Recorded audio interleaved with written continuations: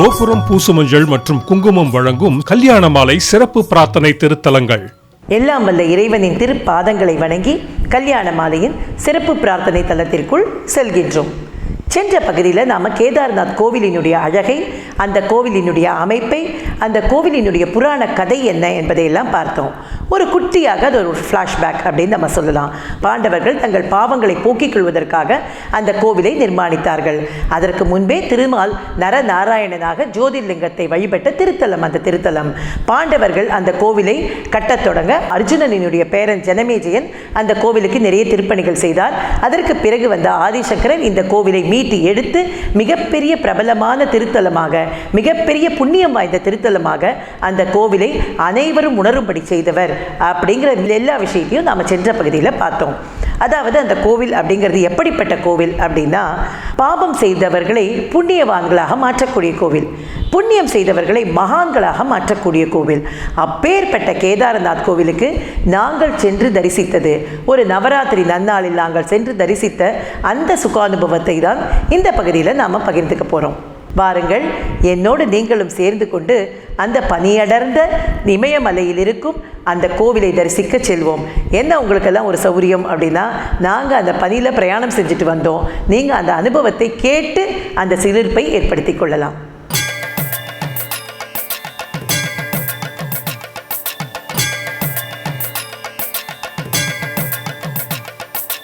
கல்யாண மாலை மோகன் தலைமையில் இயங்கும் எக்ஸ்க்ளூசிவ் சர்வீஸ். வரன் பற்றிய விவரங்கள் வெளியே செல்லாமல் மிகவும் பாதுகாப்பான மற்றும் பிரத்யேகமான சேவை. விவரங்களுக்கு 9840891400 மற்றும் 9940411125. இமயமலை பயணம் அப்படிங்கிறது என்னுடைய நெடுநாள் கனவு. எப்படியாவது சென்று விட வேண்டும். உடம்புல நல்ல தெம்பு இருக்கும்பொழுது கோவிலுக்கு போயிட்டு வந்துடணும். பத்ரிநாத் போகணும், கேதார்நாத் போகணும், சார்தாம் போகணும், கங்கோத்ரி, யமுனோத்ரி எல்லாத்தையும் பார்க்கணும். மந்தாகினி எங்கே உற்பத்தி ஆகுது, அலக்நந்தா எங்கே உற்பத்தி ஆகிறது, இது எல்லாம் சேர்ந்து பாகீரதியாக எப்படி வருகின்றது, இது எப்படி கங்கையாக மாறுகின்றது, ஹரித்வாரில் பெருக்கெடுத்து ஓடும் அந்த கங்கை எப்படி இருக்கும், இப்படியெல்லாம் எல்லாத்தையும் பார்க்கணும். சரஸ்வதி நதிக்கரையில் அமர்ந்து வியாசர் பூஜித்த அந்த வியாச குஃபா எப்படி இருக்கும் படிச்சிருக்கோமே தவிர இதெல்லாம் பார்க்கணுங்கிறது என்னுடைய நெடுநாள் கனவாக இருந்தது. ஆனால் அதற்கான ஒரு வாய்ப்பு கிடைத்து நாங்கள் குடும்பத்தோடு பயணித்தோம். அப்படி பயணித்த போது நாங்கள் நிறைய பேர், எங்கள் குடும்பம், அதாவது எக்ஸ்டெண்டட் ஃபேமிலின்னு சொல்லுவோம் இல்லையா, ஒரு எக்ஸ்டெண்டட் ஃபேமிலியாக நாங்கள் இந்த கோவிலுக்கெல்லாம் போனோம். அந்த கோவிலுடைய அனுபவம் ஹரித்வார், ரிஷிகேஷ்லாம் அந்தந்த பகுதி வரும்பொழுது நான் சொல்கிறேன். இப்போ நாம் சிவராத்திரியை முன்னிட்டு கேதாரநாதரை மட்டும் தரிசிப்போம். இந்த கேதார்நாத் கோவில் அப்படிங்கிறது வந்து ரிஷிகேஷ்லேருந்து ஒரு 223 கிலோமீட்டர் தொலைவில் ராம்பூர் அப்படிங்கிற இடத்துக்கு நாங்கள் வந்து சேர்ந்தோம். அப்போ வந்த உடனே அந்த ஊர் எப்படி இருக்கும், அந்த அங்கே பக்கத்தில் மலை தெரிகிறதா, என்ன நடக்கிறது, இது எதுவுமே எங்களுக்கு ஒன்றுமே தெரியாது. ஏன்னா இருட்டாக இருந்தது. ஒரு சின்ன ஊர் அந்த ராம்பூர் அப்படிங்கிறது. அந்த ராம்பூரில் வந்து இறங்கி ஏதோ எங்களோடு வந்து சமையல் செய்பவர்கள் வந்திருந்தாங்க. அவங்க சமைச்சு கொடுத்ததை சாப்பிட்டுட்டு நிம்மதியாக படுத்துக்கலாம். அது லாட்ஜுன்னு சொல்ல முடியாது, ஹோட்டல்னு சொல்ல முடியாது, அது ஒரு விதமான ஒரு தங்கும் இடம். அங்கே வந்து நாங்கள் எல்லாருமே குடும்பத்தோடு, ஆனால் ஒரு பாதுகாப்பான இடம். அப்படி தங்கியிருந்த பொழுது அவங்க எல்லாரும் என்ன சொன்னாங்க அப்படின்னாக்க, காலையில் ரொம்ப சீக்கிரமாக கிளம்பணும். 5:30 மணிக்கு கிளம்பினாதான் இருட்டுறதுக்குள்ளே 6 மணிக்குள்ளே கேதாரநாத்தையும் கேதார கௌரியையும் தரிசனம் பண்ணிட்டு வரலான்னு சொன்னாங்க. நாங்கள் எல்லோரும் படுத்துக்க போன பொழுது அங்கே வந்து பின்னாடி நிறைய சத்தம் கேட்டுட்டு இருந்தது. என்ன அப்படின்னு பார்த்தா, மட்டக்குதிரை வளர்க்குறாங்க அங்கே. அந்த மட்டக்குதிரையில் தான் நீங்கள் நாளைக்கு பிரயாணம் பண்ண போகிறீங்கன்னு சொன்னாங்க. எங்களுக்கு பகீர்ந்து இருந்தது, மட்டக்குதிரையா அப்படின்னா என்ன அப்படின்னு யோசித்தோம்.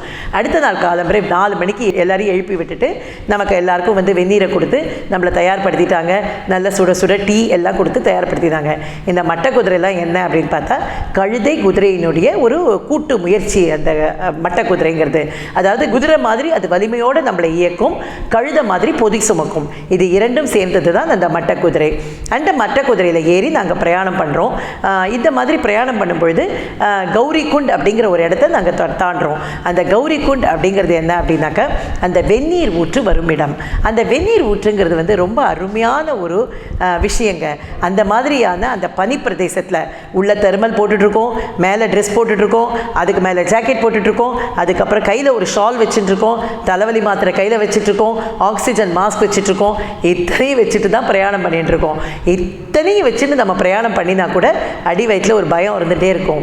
இந்த கௌரி குண்டுங்கிறது வெந்நீர் ஊற்றி இருக்கிற இடம், ரொம்ப அருமையான ஒரு அனுபவம் அது. அந்த பனி பிரதேசத்தில் அந்த வெந்நீர் ஊற்றில் வந்து நம்ம வந்து ஒரு கை காலை சுத்தம் பண்ணிட்டு, ஏன்னா திரும்ப ஸ்நானம் பண்ணுறது அப்படிங்கிறது முடியாது, எல்லாத்தையும் நம்ம வந்து உடை மாற்றிக்கிறதுங்கிறதுலாம் ரொம்ப கஷ்டம். அதனால் அந்த நம்முடைய கை கால்களை சுத்தம் செஞ்சுட்டு நம்ம அந்த மட்டை குதிரையில் ஏறணும். அந்த மட்டை குதிரையில் ஏறுறதுக்கே ஒரு திறமை வேணும் நமக்கு.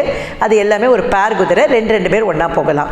அங்கேருந்து நாங்கள் வந்து ஒரு 7 கிலோமீட்டர் தொலைவில் ராம்பாடாங்கிற ஊரை போய் சேர்ந்தோம். அந்த ஊரை பற்றி நம்ம எல்லாருமே இப்போ கேள்விப்பட்டிருப்போம். அந்த 2013 வெள்ளத்தின் பொழுது மிகப்பெரிய அளவில் பாதிக்கப்பட்ட ஊர் தான் அந்த ராம்பாடா அப்படிங்கிற ஊர். அந்த ஊருக்கு நாங்கள் அந்த வெள்ளத்திற்கு முன்பு சென்றது இது. நாங்கள் அங்கே போய் ஒரு இளைப்பாரி நம்முடைய எல்லாருமே எங்களுக்கான தேவைகளை எல்லாம் பூர்த்தி செஞ்சுட்டு நாங்கள் திரும்ப அந்த மட்டக்குதிரையில் ஏறுறோம். அந்த மட்டக்குதிரையினுடைய பிரயாணம்ங்கிறது வந்து நம்முடைய உயிர் எத்தனை உன்னதமானதுங்கிறதை நம்மை உணர வைக்கும் தருணம் அது. என்னன்னா, கீழே வந்து அப்படியே ஆர்ப்பரித்து ஓடும் மந்தாகினி, இந்த பக்கம் நெடிந்துயர்ந்த மலை, அங்கே ஒரு 10 அடி பாதை, அந்த பாதையில் 2 குதிரையாக போகும். அது என்ன பண்ணும், நடுவில் போய் அருவியில் போய் தண்ணி குடிக்கும், இந்த பக்கம் வரும், எங்கேயாவது மந்தாகினியில் விழுந்துருமோன்னு பயமாக இருக்கும், இந்த பக்கம் போய் மலையில் முட்டிக்குமோன்னு பயமாக இருக்கும். நமக்கும் இந்த பயணமெல்லாம் அனுபவமே கிடையாது. இது மாதிரி ஒரு பயணம் செய்து அந்த கோவிலை நாங்கள் அடைந்தோம். அந்த கோவிலுடைய கோபுரம் கண்ணில் பட்டவுடன், அந்த கோபுரத்தின் மீது ஒரு சின்ன கொடி பறப்பது கண்ணில் பட்டவுடன் எங்களுக்கு ஏற்பட்ட மகிழ்ச்சிங்கிறது அலாதியானது. அந்த பயணமே ஒரு மிக சுகானுபவமான பயணம். எப்படி இருக்கும்னா, காலையில் 6 மணிக்கு நம்ம கிளம்பும் பொழுது தக தக தக தகன்னு அப்படியே தங்கத்தில் உருக்கி விட்ட மாதிரி இருக்கும் அந்த மலை. கொஞ்சம் போக வெள்ளி பனிமலையில் மீதுலாவுவோம், அப்படித்தான் நமக்கு நினைவிற்கு வரும். அப்படியே வெள்ளி கட்டிகளாக உருகி ஓடும் அந்த மலை. அப்படியே இயற்கையினுடைய நெடிந்துரைந்த ஆல்பைன் மரங்களும், இந்த பக்கம் நெடிந்துரைந்த மலைகளும், அந்த பக்கம் ஆர்ப்பரித்து ஓடும் மந்தாகினியுமாக அந்த பயணம் நடைபெற்றது. நாங்கள் இறங்குற இடத்துலேருந்து ஒரு 2 கிலோமீட்டர் பயணம் செஞ்சு அந்த கோவிலை அடையணும். நாம் நினைக்கிறது வந்து கோவில் கோபுரம் தெரிஞ்செடுத்து இந்த கோவிலுக்கு போயிடலாம் அப்படின்னு யோசிக்கவே முடியாதுங்க. அந்த 2 கிலோமீட்டர் நடக்கிறதுங்கிறதே ஒரு பெரிய விஷயம். ஆனால் அப்போ அதுக்குள்ள ஒரு பெரிய பனிக்காற்று வந்து நிறைய பேருக்கு முடியாமல் போச்சு எங்கள் குடும்பத்திலேயே. அதனால் அதை எல்லாம் தாண்டி அந்த கேதாரநாதனை தரிசிக்க வேண்டும் என்கின்ற ஒரே முக சிந்தனையோடு அனைவருமாக அந்த கோவிலுள் சென்றோம். எல்லாத்தையும் கழட்டிட்டு, அந்த சாக்ஸ் ஷூஸ் எல்லாம் கழட்டிட்டு காலை கொண்டு அந்த கர்ப்ப கிரகத்தினுள் வைத்த அந்த தருணம், அந்த நொடிங்கிறது இருக்குல்ல, அந்த நொடியை வாழ்வில் உன்னதமான தருணம் அது. அது மாதிரியான ஒரு சிலிர்ப்பு அப்படிங்கிறது வாழ்க்கையில் ஏற்பட்டதே இல்லை. என்னுடைய பல இடங்களில் கேட்டிருக்காங்க, உங்களுடைய வாழ்க்கையில் மறக்க முடியாத நிமிடம் என்பது எது அப்படின்னு கேட்டிருக்காங்க. அந்த கேதார்நாத் கோவிலில் காலடி எடுத்து வைத்த அந்த உன்னதமான தருணம் அப்படிங்கிறது என்னுடைய வாழ்க்கையில் மறக்க முடியாத தருணம். ஏன்னால் எப்போவுமே நமக்கு சிவபெருமானை நாம் எப்படி யோசிப்போம், கைலை நாதனாக, இமயமலை வாசனாக யோசிப்போம். பார்வதியை எப்படி யோசிப்போம், ஹிமவானின் மகளாக, இமயமலையின் புத்திரியாக அவளை நாம் யோசிப்போம். அப்படிப்பட்ட இருவரையும், சிவனையும் பார்வதியையும் அங்கே தரிசிக்கப் போகின்றோம் அப்படிங்கிறது, அவர்கள் இருக்கும் இடத்தில் போய் தரிசிக்கப் போகிறோம் அப்படிங்கிற பொழுது எங்களுக்கு ஏற்பட்ட அனுபவம் அப்படிங்கிறது ஒரு உன்னதமான அனுபவம். அந்த கோவிலில் தான் நமக்கு நல்லாவே தெரியும், எல்லா கோவிலும் நம்ம கிட்டக்க போகலாம், தொடலாம், எல்லாமே பண்ணலாம். அப்போ அந்த நெய் அபிஷேகம் செய்து ஒரு வெள்ளி வில்வத்தையும் அவர்கள் பிரசாதமாக தந்தாங்க. அது 2ஐயும் கையில் பெறும் பொழுது ஏதோ வாழ்வில் நமக்கு கிடைக்க வேண்டிய பொக்கிஷம் கிடைச்சிருது அப்படின்னு நாங்கள் யோசித்த வினாடி அந்த வினாடி. இப்படியாக கைலைநாதரை தரிசிச்சுட்டு வெளியில் வரோம். அந்த பள்ளத்தாக்கிலிருந்து ஒரு மிகப்பெரிய பனிமூட்டம் வந்தது. அதாவது நம்ம என்ன சொல்லுவோம் அப்படின்னாக்க, இது நான் சொல்கிற உதாரணம் சரியாக இருக்குமா அப்படிங்கிறது எனக்கு தெரியல, இருந்தாலும் வேறு உதாரணம் எனக்கு இல்லாதனால அதை சொல்கிறேன். நம்ம இப்போ ஒரு கொசு மருந்து அடிக்கிறோம்னா கொசுவெல்லாம் நம்ம அப்படி இப்படியே விழும் இல்லையா, சுருண்டு. அந்த மாதிரி அந்த பனிமூட்டம் வந்தவுடன் எங்கள் குடும்பத்திலேயே 10 பேர் சுருண்டு விழுந்தாங்க. அப்படியே சுருண்டு விழுந்துடுது. ஏன்னா ஆக்சிஜன் லெவல் கம்மியாயிடுது. அப்படி விழுந்த பிறகு அந்த பனிமூட்டம் நம்மை கடந்து சென்ற பிறகு அவர்களெல்லாம் எழுப்பி அவங்க காலெல்லாம் சூடு தேய்ச்சி விட்டு அவங்களுக்கு ஒரு ஆக்சிஜன் மாஸ்க் வச்சு அப்படியே இறங்கிறதுக்கான நாங்கள் தீர்மானம் பண்ணினோம். நாங்கள் கிளம்பும் போது என்ன சொன்னாங்க, ரொம்ப இருட்டுறதுக்கு முன்னாடி நீங்கள் வந்துடணும். அந்த பாதை, அதாவது கௌரி குண்டுலேருந்து ராம்பூர் வரைக்கும் வரும் பாதை அப்படிங்கிறது ஒரு வனப்பகுதி. அது அந்த வனப்பகுதியில் வந்து நீங்கள் இரவு நேரத்தில் பயணம் செய்யக்கூடாது, குறைந்தபட்சம் 7 மணிக்கு கிளம்பி 8 மணிக்குள்ளே வந்துடணும் அப்படின்னு தான் சொல்லி அமைச்சிருந்தாங்க. நாங்கள் இந்த தரிசனத்தெல்லாம் முடிச்சுட்டு 1 மணி ஆகுது. இதுக்கெல்லாம் சாப்பாடு என்ன அப்படின்னா, அங்கெல்லாம் ஒன்றும் சாப்பாடுங்கிறது நமக்கு வேண்டுங்கிற மாதிரி கிடைக்காது. நாங்கள் கிளம்பும்போதே 3 பூரி ஒரு ஆலு சப்ஜி, 3 பூரி ஒரு ஆலு சப்ஜி அப்படின்னு பேக் பண்ணி 2 வேளைக்குமான சாப்பாட்டை எங்கள் கையில் கொடுத்துட்டாங்க. அதான் நான் உண்மையாகவே சொல்கிறேங்க, அந்த காலை உணவு அதை சாப்பிடணுங்கிறது எங்களுக்கு தோணவே இல்லை. ஏன்னா அந்த கேதாரநாதரை தரிசிக்க போகிறோங்கிற ஆவல்ல. இரண்டாவது, தரிசித்து விட்டு வந்த பிறகு உணவு சாப்பிட வேண்டும் அப்படிங்கிற எண்ணமே யாருக்கும் ஏற்படலை. எல்லாரும் டீயை சாப்பிட்டோம், இறங்கிறதுங்கிற அந்த முடிவுக்கு வந்துட்டோம். அதான் அங்கே தான் இதுவரைக்கும் ஏற்பட்டது சிலிர்ப்பான அனுபவம், பிறகு ஏற்பட்டது திகிலான அனுபவம். கோபுரம் பூசுமஞ்சள் மற்றும் குங்குமம் வழங்கும் கல்யாண மாலை சிறப்பு பிரார்த்தனை திருத்தலங்கள். மஞ்சள் குங்குமம்னாலே நினைவுக்கு வருது கோபுரம் தான். கோபுரம் மஞ்சள் தூள், குங்குமம் மற்றும் அகர்பத்திகள்.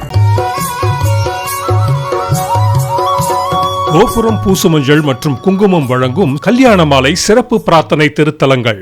அது என்னங்க திகிலான அனுபவம்? கோவிலுக்கு போயிட்டு வந்தால் சிலிர்ப்பான அனுபவம், பக்தி பரவசமான அனுபவம் தானே இருக்கணும். திகிலான அனுபவம் அங்கே ஏற்பட்டது. எங்கள் வாழ்க்கையில் மறக்க முடியாத ஒரு நாள் அப்படிங்கிறது ஒரு விதத்தில் கேதாரநாதரை தரிசித்தது. ஆனால் அதற்கு பிறகு பயணத்தில் ஏற்பட்ட பிரச்சனைகள் திகிலான நாளாக மாற்றிது. நான் இவ்வளோ பீடிகை போடுறேன்னு யோசிக்காதீங்க.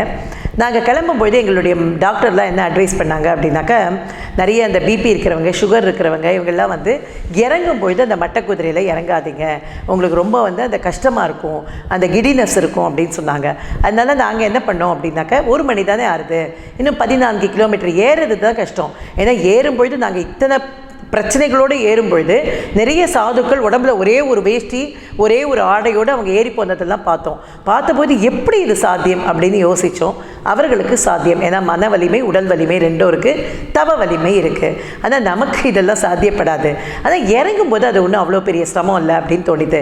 என்ன ஒரு 14 கிலோமீட்டர் தானே, பிஞ்சு போச்சுன்னா 4 மணி நேரத்தில் கடந்துடலாம், 1 மணி அப்படின்னா 5 மணிக்கு இறங்கிடலாம் அப்படின்னு நாங்கள் யோசித்து தான் இறங்க ஆரம்பித்தோம்.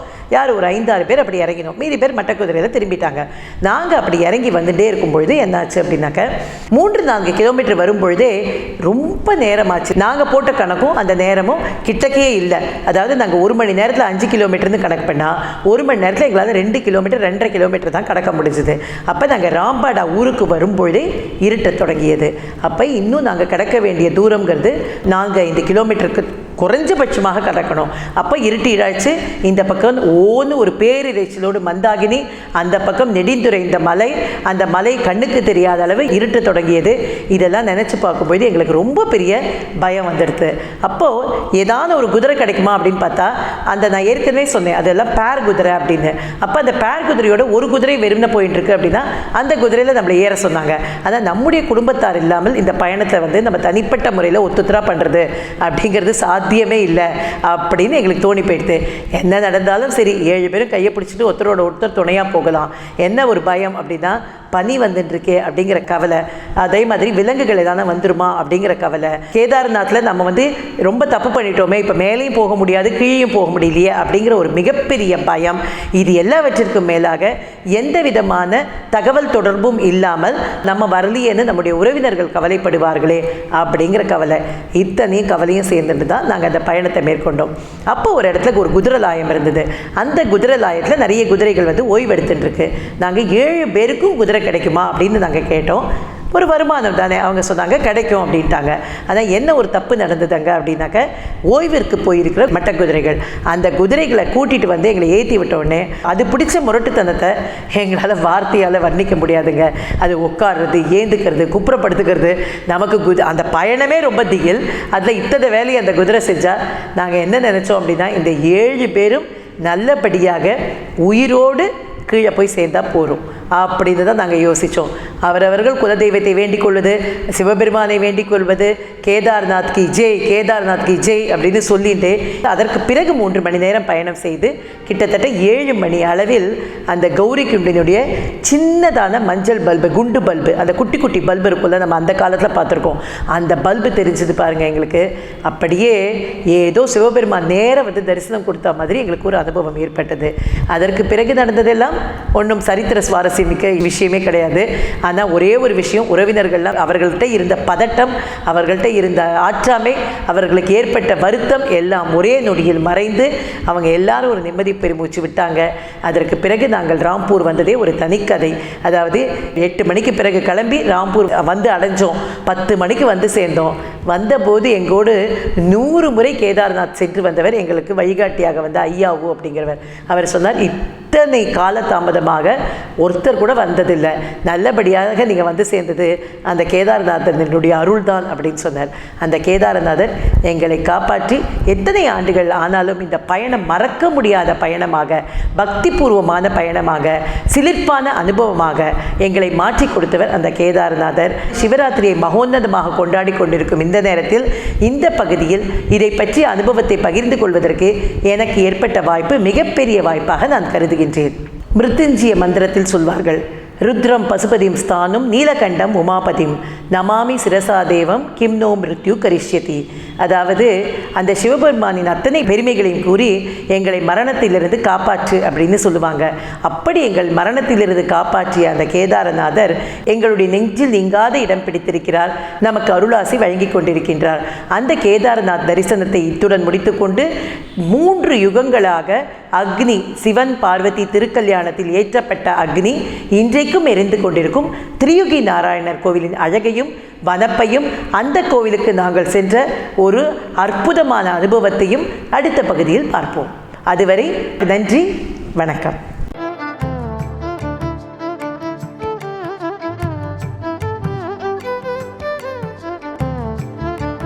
Marvel.in. Authentic home food delivered daily.